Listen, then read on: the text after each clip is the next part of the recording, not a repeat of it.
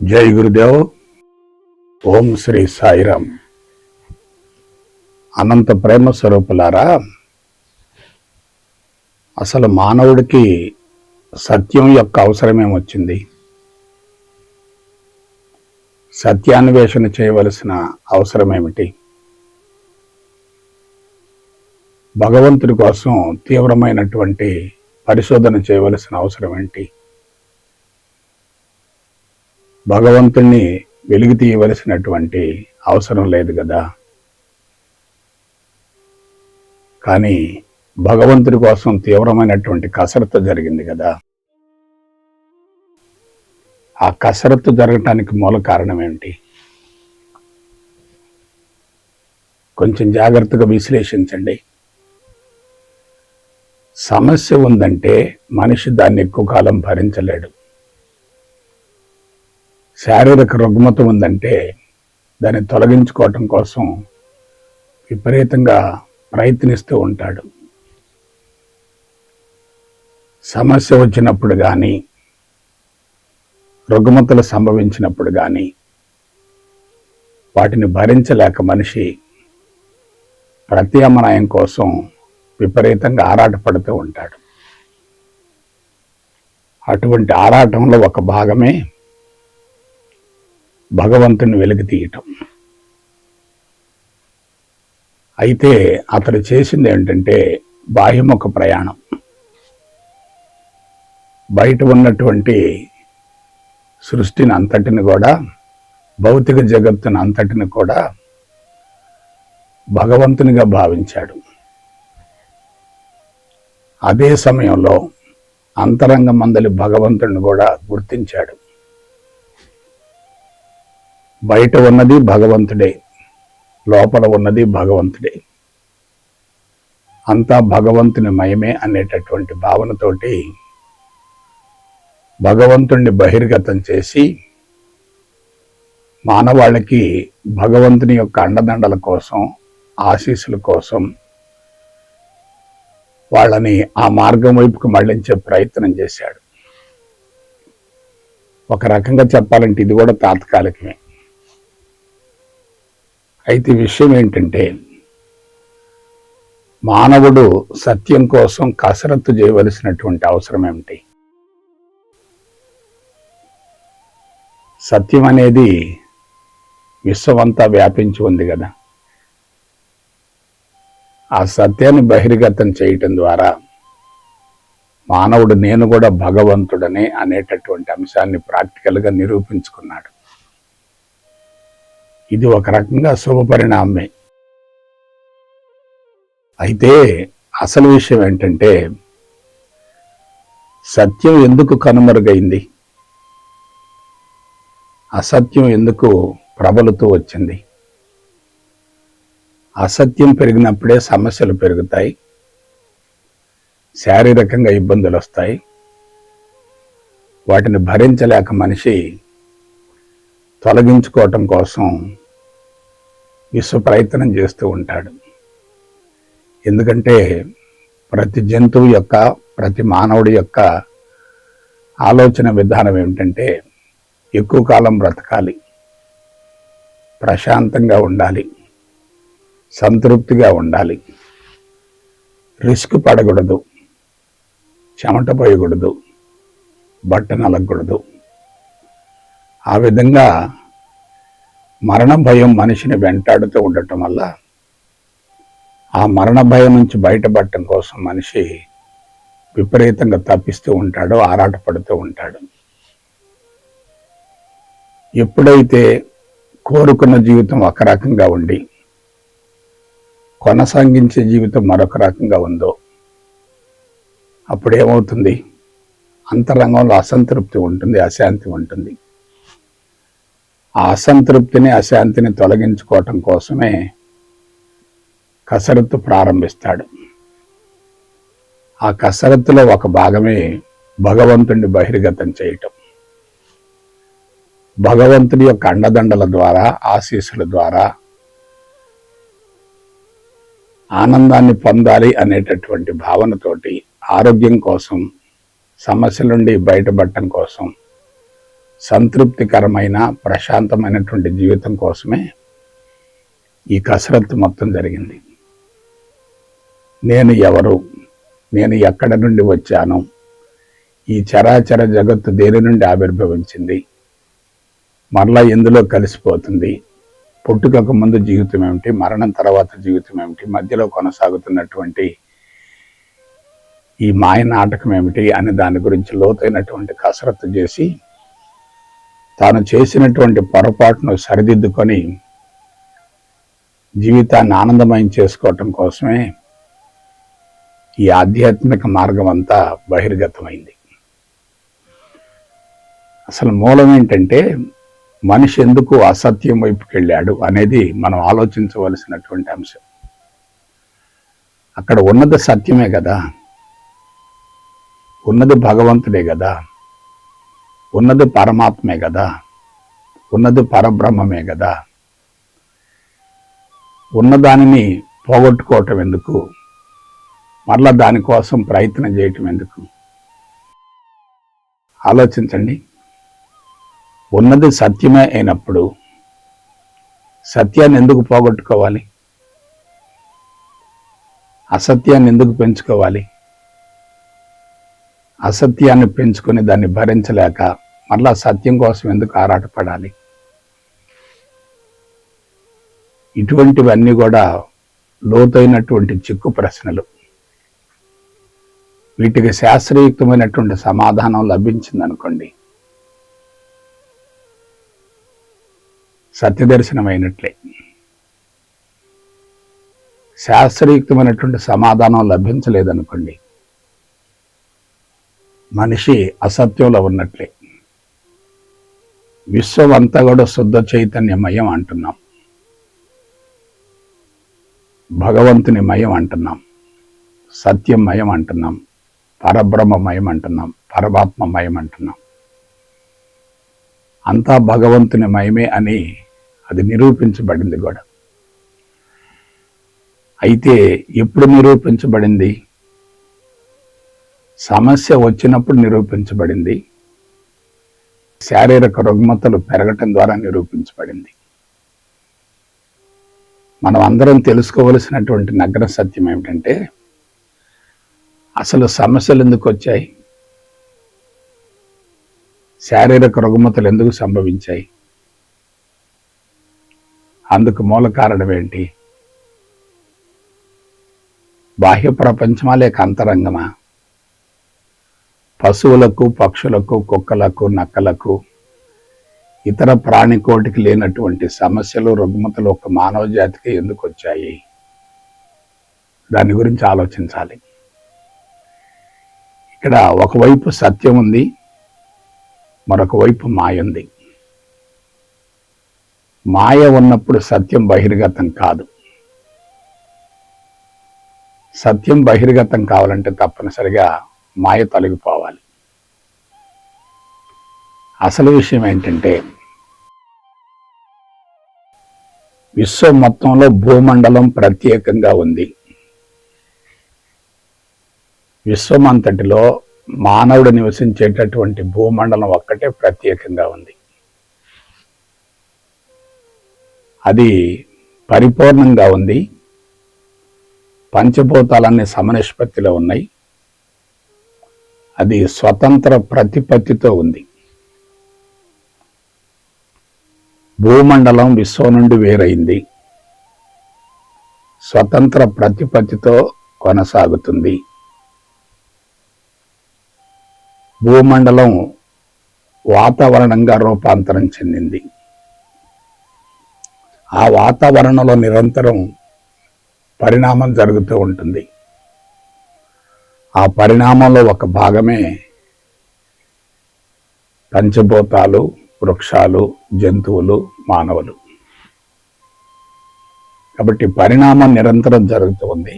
ఆ పరిణామం ఫలితంగానే భూమండలం మీద జీవరాశి ఉద్భవించింది. పంచభూతాలకి జీవరాశికి మధ్యన ఉన్నటువంటి వ్యత్యాసం ఏమిటంటే, పంచభూతాల కన్నా జీవరాశి సూక్ష్మంగా ఉంటుంది. ఆ జీవరాశి పరిసరాల్లో సంభవించేటటువంటి మార్పుల్ని ఎదుర్కొనలేదు. ఎందుకంటే సున్నితంగా సూక్ష్మంగా ఉంది కదా. అటువంటి జీవరాశిలో ప్రాథమిక దశలో వృక్షాలు ఉన్నాయి, తర్వాత జంతువులు వచ్చాయి, అంతిమంగా మానవుడు వచ్చాడు. ఈ మానవుడు ఇంకా సున్నితమైన వాడు కదా, సూక్ష్మమైనటువంటి వాడు కదా. ఎప్పుడైతే మానవుడిలో సున్నితత్వం సూక్ష్మత్వం రెండు ఉన్నాయో పరిసరాల్లో సంభవించేటటువంటి మార్పుల్ని తట్టుకోలేకపోయాడు, పరిసరాల్లో సంభవించేటటువంటి మార్పుల్ని ఎదుర్కొనలేకపోయాడు. అప్పుడేమైంది? పరిసరాలను తనకు అనుకూలంగా మార్చుకునే ప్రయత్నం చేశాడు.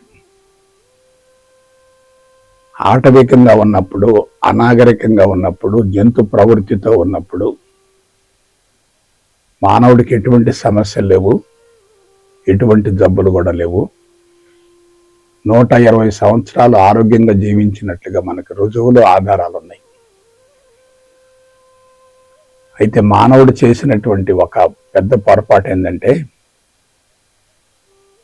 పరిసరాల్లో సంభవించేటటువంటి మార్పులను ఎదుర్కొనలేక ప్రకృతిని మార్చడం ప్రారంభించాడు. అంటే రిస్క్ పడకుండా సులభంగా జీవితాన్ని కొనసాగించాలి అనే భావనతోటి సుఖవంతమైనటువంటి జీవితం కోసం తన శరీరాన్ని, మనసును బలహీనపరుచుకున్నాడు. కొంచెం జాగ్రత్తగా ఆలోచించండి. ఎదుర్కొంటూ ఉంటే రెసిస్టెన్స్ పవర్ పెరుగుతుంది కదా, తప్పించుకుంటూ ఉంటే ఎలా ఉంటుంది? మీరు ప్రపంచ మానవాళి యొక్క జీవన విధానాన్ని, ఆలోచన విధానాన్ని, జీవన సరళిని, జీవన శైలిని మీరు పరిశీలించండి. కష్టపడేటటువంటి వ్యక్తికి రెసిస్టెన్స్ పవర్ ఎక్కువగా ఉంటుంది, సుఖపడేటటువంటి వ్యక్తికి రెసిస్టెన్స్ పవర్ పూర్తిగా పడిపోతుంది, తగ్గిపోతుంది. రెసిస్టెన్స్ పవర్ పడిపోయింది అనుకో, తగ్గిపోయింది అనుకోండి, శరీరం బలహీనపడుతుంది కదా. శరీరం బలహీనపడింది అనుకోండి, రుగ్మతలు సంభవిస్తాయి కదా. జాగ్రత్తగా విశ్లేషించుకుంటే మానవుడు తెలివి, మేధా సంపత్తి వల్లనే ప్రకృతిలో సంభవించేటటువంటి మార్పులను ఎదుర్కొనలేక ప్రకృతిని తనకు అనుకూలంగా మార్చుకునేటటువంటి సాంకేతిక పరిజ్ఞానాన్ని వెలికి తీశాడు. ఒక వర్గమేమో భగవంతుని బయటికి వెలికి తీసే ప్రయత్నం చేసింది. మరొక వర్గం భగవంతుడితో నిమిత్తం లేకుండా సైన్సు, సాంకేతిక పరిజ్ఞానంతో ప్రకృతిని తనకు అనుకూలంగా మార్చుకునే ప్రయత్నం చేసింది. ప్రకృతిని అనుకూలంగా మార్చుకుంటే ఎలా ఉంటుంది? ప్రకృతికి అనుగుణంగా జీవితాన్ని కొనసాగిస్తే ఎలా ఉంటుంది? ఆలోచించండి. భగవంతుడి కోసం అన్వేషణ చేయటం అంటే స్వశక్తి లేనట్లే కదా. స్వశక్తి ఉందంటే భగవంతుడి యొక్క అవసరం లేదు కదా. ఆధ్యాత్మిక మార్గంలోకి ప్రవేశించినటువంటి వ్యక్తులను మీరు జాగ్రత్తగా పరిశీలించండి. వాళ్ళలో బానిసత్వం ఎక్కువగా ఉంటుంది, పరాన్న జీవన విధానం ఎక్కువగా ఉంటుంది, భగవంతుడి మీద ఆధారపడేటటువంటి భావన ఎక్కువగా ఉంటుంది. వాళ్ళు బలహీనంగా ఉంటారు. కష్టాలను, నష్టాలను, బాధలను, ఇబ్బందులను తట్టుకోలేక భగవంతుడి ద్వారా పరిష్కారం కావాలని చెప్పి భగవంతుడి మీద ఆధారపడతారు. ఇది చెప్పండి, భగవంతుడి వల్ల మానవులకి మేలు కలుగుతుందా, నష్టం కలుగుతుందా? మేలు కలగటల నష్టం కలుగుతుంది. భగవంతుడు బయట ఉన్నాడు, భగవంతుడు నాకంటే భిన్నంగా ఉన్నాడు, భగవంతుడు వేరుగా ఉన్నాడు అనే భావన కలిగిందనుకోండి, అతను బానిసే కదా. భగవంతుడి ద్వారానే అన్ని సమకూరాలి అనే భావన ఉందంటే అది స్వార్థం ఉన్నట్లే కదా. స్వార్థంగా జీవించడం అంటే మనోబలం తగ్గటమే కదా. మనోబలం తగ్గిందంటే శరీరంలో రెసిస్టెన్స్ పవర్ తగ్గిపోతుంది కదా. నీకంటే భగవంతుడు ఉన్నతంగా ఉన్నాడు అనే భావన కలుగుతుందంటే అది ఆత్మన్యూనతే కదా, అతి ప్రమాదకరమైనటువంటి అవలక్షణమే కదా. కాబట్టి భారతీయులు భగవంతుణ్ణి బహిర్గతం చేయటం ద్వారా తీవ్రంగా నష్టపోయారు. భక్తుడు భక్తుడుగానే ఉంటున్నాడు తప్ప భగవంతుడిగా మారటం లేదు కదా. భక్తుడిగా ఉన్నాడంటే అతడు భగవంతుడి మీద ఆధారపడతాడు కదా. ప్రతి చిన్న విషయాన్ని కూడా భగవంతుడికే వదిలేస్తాడు కదా. అది ఆధ్యాత్మిక పురోభివృద్ధి కాదే. ఆధ్యాత్మికతలో ప్రమాదకరమైనటువంటి అంశమే కదా. ఎందుకంటే భారతదేశంలో ఆధ్యాత్మిక సంపద పుష్కలంగా ఉన్నప్పటికీ భారతదేశంలో ఉన్నన్ని సమస్యలు ప్రపంచంలో ఏ దేశంలో కూడా లేవు కదా. భగవంతుడి కోసం భారతీయులు విపరీతంగా అన్వేషణ చేస్తూ తమను తాము బలహీనపరుచుకుంటున్నారు కదా. ఆలోచించండి, ఎక్కడ పొరపాటు జరుగుతుంది? ఆధ్యాత్మిక మార్గంలోకి ప్రవేశించడం పెద్ద విశేషం కాదు. ఆ మార్గంలో పరిణతి చెందాలి. పరిణతి చెందాలంటే నేను భగవంతుడను అనే అంశం అనుభవంలోకి రావాలి. ఋషులు మానవాళికి అందించినటువంటి ఆధ్యాత్మిక విధానానికి ప్రస్తుతం ప్రపంచంలో కొనసాగుతున్నటువంటి ఆధ్యాత్మికతకు మధ్య ఎంత వ్యత్యాసం ఉందో ఒకసారి పరిశీలించండి. భగవంతుని బయట వెతుక్కునే వాళ్ళు మొత్తం కూడా తమను తాము బలహీనపరుచుకుంటున్నారు కదా. భగవంతుడి ద్వారా సమస్యలు పరిష్కారం కావాలనేటటువంటి భావంతో తమను తాము బలహీనపరుచుకొని భగవంతుడే సమస్యలు పరిష్కరిస్తాడనేటటువంటి భావనతో బాధ్యతను విస్మరిస్తున్నారు కదా. బాధ్యతగా జీవించే వ్యక్తి భగవంతుడే కదా. బాధ్యతను విస్మరించిన వ్యక్తి, భగవంతుడి మీద ఆధారపడేటటువంటి వ్యక్తి బానిసే కదా. కాబట్టి ఎక్కడ పొరపాటు జరిగింది? ఆధ్యాత్మిక మార్గంలో ఎటువంటి పొరపాటు లేదు, కానీ కాలగమనంలో అది వక్రీకరించబడింది. స్వతంత్ర ప్రతిపత్తిని కోల్పోయింది. నేను భగవంతుడను అనేటటువంటి అంశాన్ని విస్మరించారు. అద్వైతాన్ని పక్కన పెట్టారు. వ్యక్తి పూజలలో ఇరుక్కున్నారు. బాహ్యపరమైనటువంటి వ్యక్తులతోటి, విగ్రహాలతోటి, రూపాలతోటి, నామాలతోటి విడరాని సంబంధం ఏర్పరచుకున్నారు. రెండు ఉన్నాయంటే అందులో నువ్వు ఒకటిగా ఉన్నావంటే ప్రపంచం ఒకటిగా లేనట్లే కదా. ఆలోచించండి, అక్కడ రెండున్నాయి అంటున్నావు. రెండోది భగవంతుడు, ఒకటి నీవు. నీకంటే భగవంతుడు ఉన్నతంగా ఉన్నాడనే భావన కలుగుతుంది. మరి నువ్వేమవుతున్నావు? బానిస అవుతున్నావు కదా. అది జీవితమా? అదే నా ఆధ్యాత్మికత అంటే అది ఎంత ప్రమాదకరం మీరు ఆలోచించండి. భారతదేశంలో కొన్ని వేల సంవత్సరాల నుండి ఆధ్యాత్మికత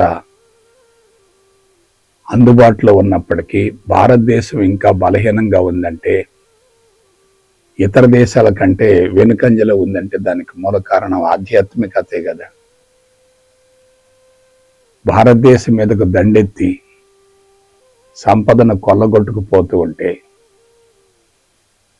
కళ్ళప్పగచ్చి చూస్తున్నారు తప్ప దాన్ని ఎదుర్కొనలేకపోయారు కదా. మూల కారణం ఏమిటి? భగవంతుడే కదా. స్వశక్తి మీద ఆధారపడేటటువంటి వ్యక్తి ఎలా ఉంటాడు? భగవంతుడి మీద భారం వేసే వ్యక్తి ఎలా ఉంటాడు? నన్ను ఎవరో నడిపిస్తున్నారు అనే భావన కలిగిందనుకోండి, అది పరధ్యానమే కదా. స్వతంత్ర ప్రతిపత్తితో జీవితాన్ని మలుచుకోగలిగితే, స్వశక్తిని ఉపయోగించగలిగితే, సమస్యలను స్వయంగా పరిష్కరించుకోగలిగితే జీవిత అనుభవం పెరుగుద్ది కదా. ఇప్పుడేమవుతుంది? ఆధ్యాత్మిక మార్గంలో ఉన్నటువంటి వాళ్ళే బలహీనంగా ఉన్నారు. ఎందువల్ల? భగవంతుడి ద్వారానే జీవితం కొనసాగుతుంది అనేటటువంటి భావనతోటి భగవంతుడే పుట్టిస్తున్నాడు, ఆయనే పెంచుతున్నాడు, ఆయనే పోషిస్తున్నాడు, ఆయన అన్ని సమకూరుస్తున్నాడు, చివరికి ఆయనే నన్ను తీసుకెళ్తున్నాడు అనేటటువంటి భావనతోటి భగవంతుడికి ప్రాధాన్యతనిస్తున్నారు తప్ప ఆ భగవంతుడు అంతరంగంలోనే ఉన్నాడు అనేటటువంటి విషయాన్ని ఎందుకు ఆలోచించలేకపోతున్నారు? సున్నితమైన, విలువైన, సూక్ష్మమైనటువంటి మేధస్సు మీద మనం చేసేటటువంటి ప్రయోగాలు ఏమాత్రం వికటించిన సత్ఫలితం రాకపోగా తీవ్రంగా నష్టపోయే అవకాశం ఉంటుంది కదా. ఆలోచించండి. కాబట్టి భగవంతుడే భారతీయుల ప్రధాన బలహీనత. భగవంతుని గురించి ఎటువంటి ఆలోచన లేనటువంటి కొన్ని దేశాలు మనకంటే సుభిక్షంగా ఉన్నాయంటే అందుకు మూల కారణం వాళ్ళు భగవంతుని గురించి ఆలోచించకుండా సమస్యల పరిష్కారం కోసం ప్రయత్నం చేస్తున్నారు, శక్తిని అంతా ఉపయోగిస్తున్నారు, సమస్యలు పరిష్కరించుకుంటున్నారు, అనుభవాన్ని పొందుతున్నారు. అటువంటి అనుభవాన్ని తమ వారసులకు అందిస్తూ ఉన్నారు.